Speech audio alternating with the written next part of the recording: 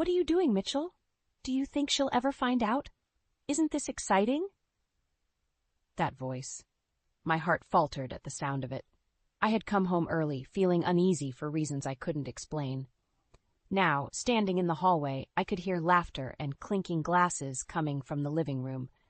Cautiously stepping forward, I peeked through the slightly ajar door.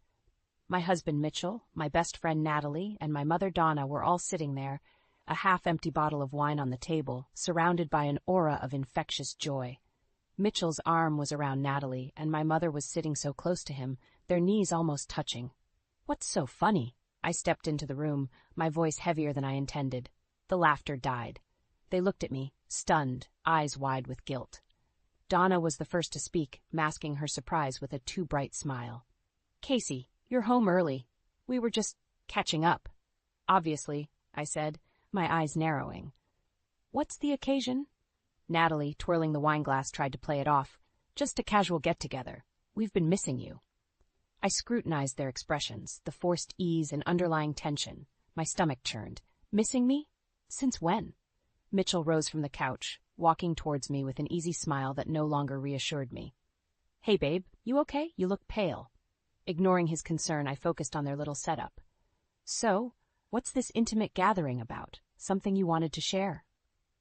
Donna set her glass down, her hand trembling slightly. "You're reading too much into it, darling. Relax." I was anything but relaxed. I crossed my arms, leaning against the doorframe. "Really? Because from here it looks like a private party I wasn't invited to."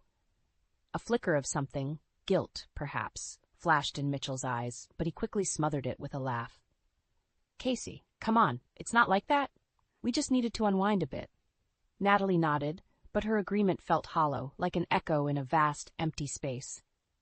"Yeah, we just needed a break, you know? Everything's been stressful for everyone." I looked at my husband, my best friend, and my mother, feeling the walls closing in, the air heavy with deceit. "Of course," I said, though I didn't believe a word. I stood there, feeling shattered but determined not to expose my hurt. "Well, don't let me interrupt your good time." I turned and walked away, my steps determined, my fists clenched tight. In the quiet of the hallway, their laughter resumed. But it sounded different now, forced, like a brittle shell hiding the rot beneath. I'd witnessed enough to know something was terribly wrong.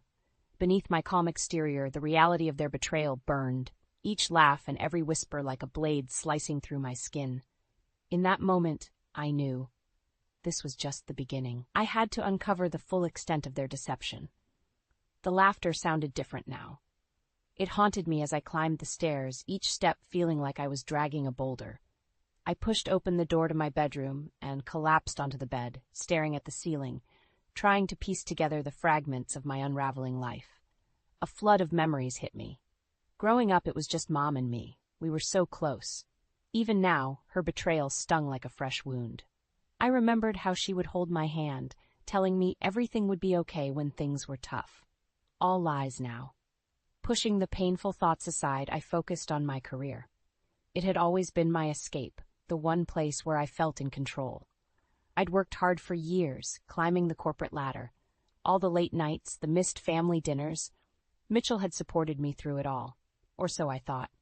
Now it seemed like it had given him time to form his twisted trinity. A faint knock on the door pulled me back to reality. "Casey, can we talk?" Mitchell's voice was on the other side. I clenched my teeth, forcing myself to stay calm. I opened the door. "What do you want?" He looked uncomfortable, scratching the back of his neck. "I noticed you weren't yourself downstairs. Are you okay?" "I don't know, Mitchell. You tell me." My voice was cold, distant. He stepped closer, reaching out, but I stepped back. "Casey, please, you're overreacting. Nothing's going on." "Overreacting?" The word bounced around in my head. "Is that how you see it? Just friends hanging out, right?" He sighed, frustration creeping into his tone. "Yes, that's all it is. You're making this bigger than it needs to be." I laughed, a bitter sound. Bigger than it needs to be? My husband, my best friend, and my mother hiding things from me. Yeah, I must be crazy. Before he could respond, my phone buzzed. It was a message from Natalie. "Hey, can we talk? I think there's been a misunderstanding." A misunderstanding. They really thought they could brush this under the rug. Mitchell was watching, sensing the shift in my mood. "Natalie wants to talk. I guess it's time for a group therapy session, huh? His face paled. Casey, don't do this. Ignoring him, I walked past, heading back to the living room. Donna and Natalie looked up as I entered, sensing the storm approaching. Natalie, you wanted to talk. Let's clear this up right now. Natalie stood hesitant. Casey, we're just friends. You came in at the wrong time. Donna nodded, her eyes pleading. Darling, please, it's not what you think. I took a deep breath, gathering every ounce of strength. Enough. I'm not blind. I hear things. I see things. How long will you keep lying to my face? The silence that followed was heavy, filled with unspoken truths. The tight thread holding my life together was unraveling fast. One thing was clear. This wasn't just a misunderstanding. This was the beginning of a battle, and I wasn't backing down. The air in the living room was stifling. I felt everyone's eyes on me, searching for a crack in my resolve, but I stood firm. Natalie, I said, my voice cold and steady, if it's all innocent, why don't you explain the odd messages, the secret meetings? Natalie shifted uncomfortably, her eyes darting toward Mitchell and Donna. Casey, it's not a big deal. We've just been close lately, that's all. Close? I spat the word back at her. How close exactly? Her silence was damning. Mitchell stepped in, his tone a mix of annoyance and desperation. You're being paranoid. There's nothing going on. We're friends, that's it. I shook my head, anger bubbling over. Friends don't hide things. Friends don't act like this behind someone's back. Donna tried to soften the blow, reaching out to me. Honey, you're working so hard. We just wanted to make sure you had support, people to lean on. My mother's attempt at justification pushed me over the edge. Support? By excluding and lying to me? That's how you support me? Thus, I could see Mitchell's patience wearing thin. We didn't want to bother you with every little thing, Casey. You're always busy. Busy. Right, I said, nodding, letting the word hang in the air. So busy that I missed the signs, the little things that didn't add up. Mitchell's frustration spilled out. This isn't what you think it is. Why can't you just accept that we were trying to make things easier for you? Easier? I laughed bitterly. By making me feel like an outsider in my own life? Natalie, her voice shaky, tried to interject. Casey, please, we never meant to hurt you. Never meant to hurt me. Then why does it feel like you've stabbed me in the back? I could barely control the tremor in my voice. I gave my life to this family. I trusted you all. Donna's eyes filled with tears, but I had no sympathy left. All right, you've made your point, she said quietly, but let's not blow this out of proportion. Out of proportion? I let out a breath of pure disbelief. You've been hiding something huge from me, and you want to downplay it? Hannah's small voice drifted from the hallway. Mommy, what's going on? I turned to see my daughter, her innocent eyes wide with worry. My heart ached, but I forced a smile. Nothing, sweetie. Just grown-up talk. As Hannah shuffled back to her room, I looked at the three of them, a husband, a best friend, and a mother who had conspired to keep me in the dark. I'm done with this conversation, I declared, my voice firm. You think I'm overreacting? Fine, but I'm not done digging. With that, I left the room, the bitter taste of betrayal thick in my mouth. Whatever was going on, I was going to find out, and there would be a reckoning. The tension in the house thickened each day. I couldn't look at Mitchell, Natalie, or Donna without feeling a surge of anger. Hannah noticed my distraction but was too young to understand. Meanwhile, the odd behaviors were piling up, one by one, painting an increasingly sinister picture. It started with the phone calls. Whenever I walked into the room, Donna would end her conversation abruptly. Just catching up with an old friend, she'd say, smiling too brightly. Then there were the glances between Mitchell and Natalie. They exchanged looks that felt like silent agreements, words left unspoken, connected by something I wasn't part of. Late-night meetings, whispers in the kitchen, flipping their phones upside down, every small action screamed secrecy. One evening, I caught a glimpse of a flirtatious text on Mitchell's phone before he quickly locked the screen. My stomach turned, but I stayed calm. Who's that? I asked, keeping my voice light. Just a work thing, he replied, too quickly. My suspicion solidified. I needed more than snippets and gut feelings. I needed undeniable proof. I began paying closer attention. Mitchell's car parked at odd places, Donna's slips about where she'd been, and Natalie's vague explanations about her whereabouts, all clues leading to a single horrific conclusion. They were seeing each other behind my back, As I mentally connected the dots, I confronted them. I gathered Mitchell, Natalie, and Donna in the living room, the same place where my world had started unraveling. "We need to talk." "Seriously," I said, my voice leaving no room for argument. They exchanged nervous glances. Donna tried to play it cool. "What's this about, darling?" "No more lies," I demanded. "I know something's been going on. I want the truth." Mitchell looked to the floor, unable to meet my gaze. Natalie's face flushed red. Donna took a deep breath, finally breaking the silence. "All right, Casey, you want the truth? Here it is." A coldness swept over me as she continued. "We've been involved, all of us, in a relationship together. I felt like I'd been hit by a truck." "A relationship? You mean like an affair? All of you?" Donna nodded. "We didn't mean for it to happen this way, but yes, we've been involved. Polyamorous." Mitchell finally looked up, guilt and relief mingling in his eyes.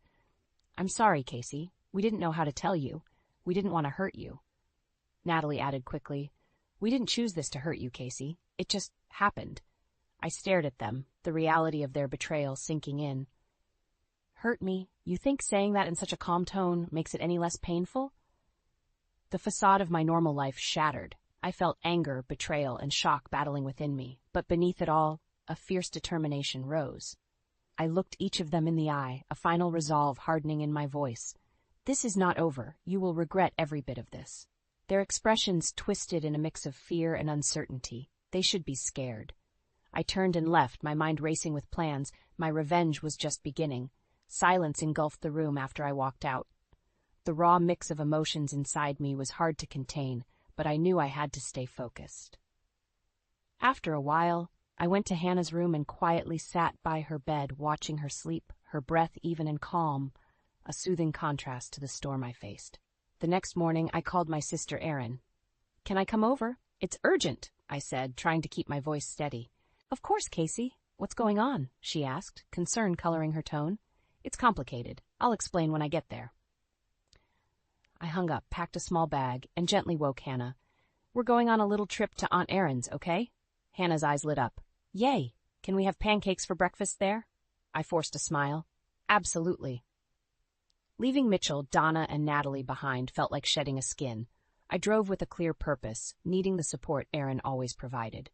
When I arrived at Erin's place, she greeted me with a warm hug, instantly knowing something was really wrong. "What happened?" she asked gently as we settled on her couch. "They've been involved. Mitchell, Natalie, and Mom. Behind my back," I managed to say, feeling the sting as fresh as when I discovered the truth. Erin's eyes widened in shock. "What? How could they? I can't believe this." Anger flashed across her face. "You don't deserve this, Casey. I need your help." "I have to protect Hannah and figure out my next steps," I said, my voice steadying with resolve. Erin nodded immediately. "You know I'm with you. Whatever you need." Our first move was to meet with a lawyer. I planned to pursue legal separation from Mitchell and ensure Hannah's custody arrangements protected her from the toxicity. Erin stayed with Hannah to keep things normal for her while I focused on dismantling the life that had become a lie. Later, when I went to pick up Hannah, I faced Mitchell. His eyes were filled with a mix of regret and helplessness. "Casey, can we talk, please?" I looked at him, my voice icy. "There's nothing left to talk about, Mitchell. I've contacted a lawyer. This is over." He looked down, defeated. "I never wanted to hurt you." "Well, you did, and now there are consequences," I replied, turning away to leave. Back at Erin's, my father Robert stopped by. Erin must have told him something, judging by the stern look on his face. "Casey, what's going on?" he asked. The kitchen felt smaller with their expressions bearing down on me. "Mitchell, Natalie, and Mom, they've been in some twisted relationship behind my back." "Donna, too?" Robert asked, his voice a mix of shock and disappointment. I knew she could be selfish, but she did it. "And now I'm going to make sure they realize just how big a mistake it was," I said firmly. Robert reached out, placing a supportive hand on my shoulder. "You will get through this, Casey. We will help you." Looking at Robert and Erin's determined faces, I felt a surge of strength. I wasn't alone in this. With every step, I grew more resolved to cut these toxic ties and protect Hannah from the fallout. Mitchell, Natalie, and Donna thought I was just hurt. They had no idea what was coming their way. Erin's house became our sanctuary. Hannah adjusted to the change with the resilience only a child could muster, soothed by the presence of her doting aunt and stern but loving grandfather. Meanwhile, I threw myself into the legal proceedings. My lawyer, Denise, was a tough woman who didn't mince words. "We need to file for custody and get a restraining order if necessary," Denise said during our first meeting. "Protecting Hannah should be our #1 priority." I nodded. "I can't let her be around them. Not after what they've done. Yes, every detail matters. Keep it professional, but don't hold back anything relevant." Mitchell's response to the legal notice didn't take long. He was furious, calling and texting relentlessly. When we finally met in mediation, his eyes bore holes into mine. "This is ridiculous, Casey. We can work this out without dragging Hannah into it," he argued. "No, Mitchell, you lost that chance the moment you betrayed me," I shot back. His betrayal felt like an abyss between us, impossible to bridge. Our argument escalated until Denise intervened. "Let's keep it civil. We're here for Hannah's best interests." Mitchell fumed but didn't argue further. His lawyer tugged at his sleeve, signaling it was time to dial it down. But I knew the simmering rage and desperation hiding behind his calm facade. The scandal spread quickly through our community. Neighbors whispered behind their hands. Social media buzzed with speculation. One day, dropping Hannah off at school, I overheard a couple of parents. "Did you hear about Casey's husband? Cheated on her with her best friend and her mother. Can you imagine?" I stiffened but walked on, head held high. This wasn't my shame to bear. But the public fallout hit its peak when Sam, Natalie's husband, stormed into the lawyer's office one day. His face was a mask of fury. "Casey, is it true? Natalie and Mitchell?" he demanded. "Yes," I said simply, meeting his gaze. "It's all true." Sam's face twisted with rage and hurt. "I knew something was off. I'm filing for divorce. She won't see a penny from me." His anger was a stark reflection of mine, and I felt a grim satisfaction knowing Natalie would face consequences beyond what I could enact. As the weeks went by, our strategy paid off. The court granted me full custody of Hannah, and Mitchell was ordered to pay alimony and child support. Publicly, the scandal wreaked havoc on his reputation. Donna found herself the target of disdain from her social circles. I never thought she'd go that low. I heard someone say at the grocery store, it was a small satisfaction, but satisfying nonetheless. Natalie, on the other hand, was dealing with Sam's impending divorce suit, a messy, ugly affair. Her once shimmering life was disintegrating. Through it all, Aaron and Robert stayed by my side, helping me rebuild. Their steadfast support was my lifeline. As the dust began to settle, Mitchell approached me one last time. His face was drawn, his eyes hollow. "Casey, is there any way we can start over?" I looked at him, the man who had once been my world, now alien to me. "No, Mitchell, we're done. You need to live with the choices you made. Hannah and I are moving on."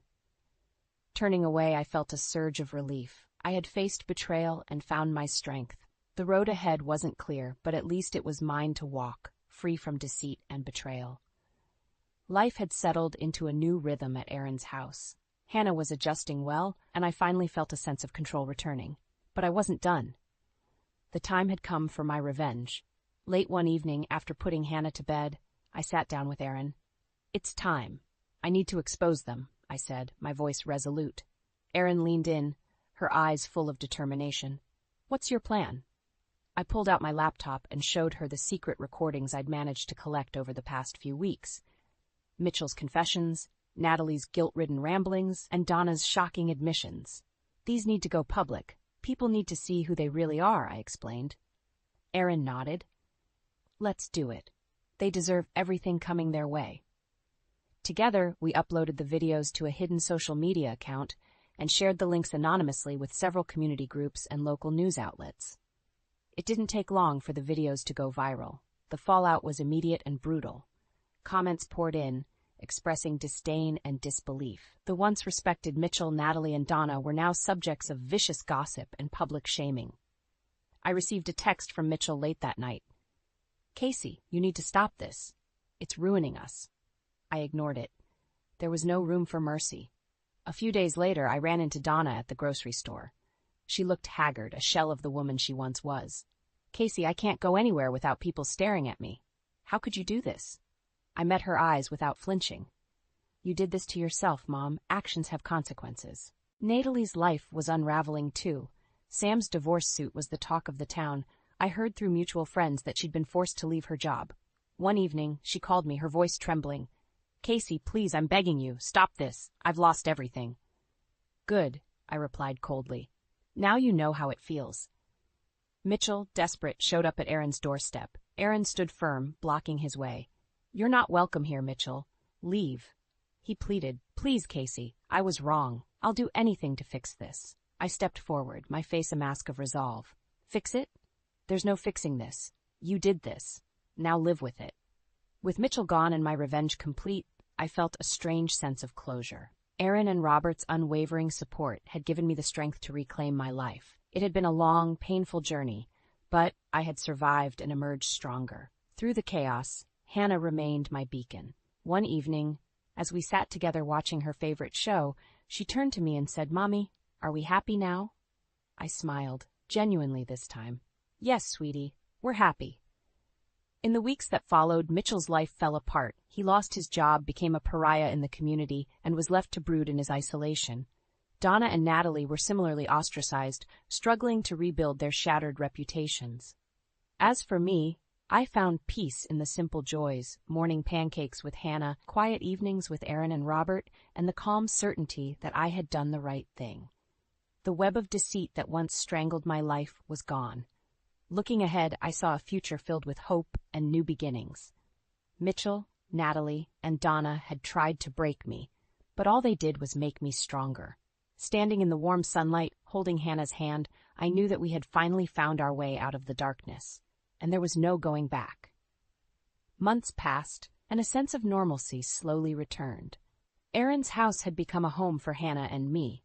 The chaos created by Mitchell, Natalie, and Donna's betrayal was starting to feel like a distant nightmare. One sunny Saturday morning, Aaron and I were watching Hannah play in the backyard when the doorbell rang. It was Mitchell. He looked like a ghost of his former self, pale, tired, and aged beyond his years. "Can we talk, please?" he asked, his voice barely above a whisper. Aaron stayed inside, ready to intervene if necessary. I stepped out onto the porch, folding my arms. "What do you want, Mitchell?" He struggled for words, desperation clear in his eyes. "I lost everything, Casey. My job, my friends, my life. I know I deserve it, but I need to see Hannah. Please."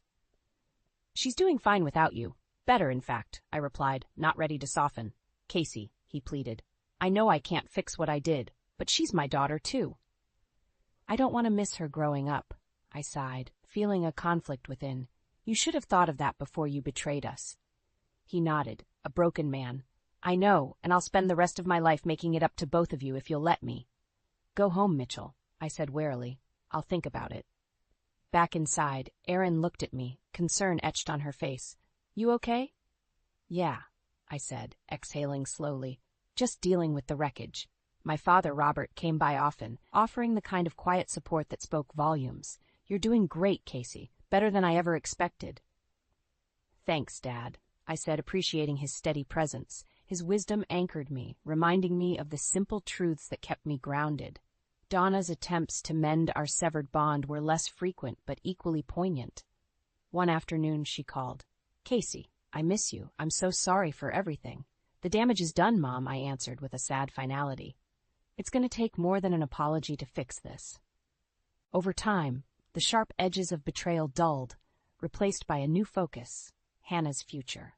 We settled into a comfortable routine, life's small joys reminding me what mattered most. I threw myself into my work, finding new goals and achievements to pursue. One evening, as I tucked Hannah into bed, she looked up at me with bright eyes filled with trust. "Will Daddy ever come home?" I brushed a strand of hair from her face. "Maybe someday, sweetie. But remember, you're surrounded by people who love you. That's what matters." In the following months, Mitchell tried to rebuild his shattered life. The floor of rock bottom taught him humility he'd never known. Natalie and Donna, too, faced their own lonely paths, ostracized by friends and community. I received updates through the grapevine but kept my distance. Their struggles were theirs to bear, consequences of their choices. I was busy with something far more important, creating a safe, loving environment for Hannah. One day, walking hand in hand with Hannah through a park, I felt a sense of peace. "Mommy, look at the ducks," she shouted excitedly. I smiled, squeezing her tiny hand. They're beautiful, aren't they? For the first time in a long while, the future looked bright. I had faced the nightmare, fought my battles, and emerged stronger. The chains of betrayal had been broken, replaced by new hopes and dreams. Standing there, watching Hannah laugh and play, I knew we were going to be all right. Our story wasn't just about revenge, it was about rediscovering life, finding strength in the ruins, and building a future free from the shadows of deceit.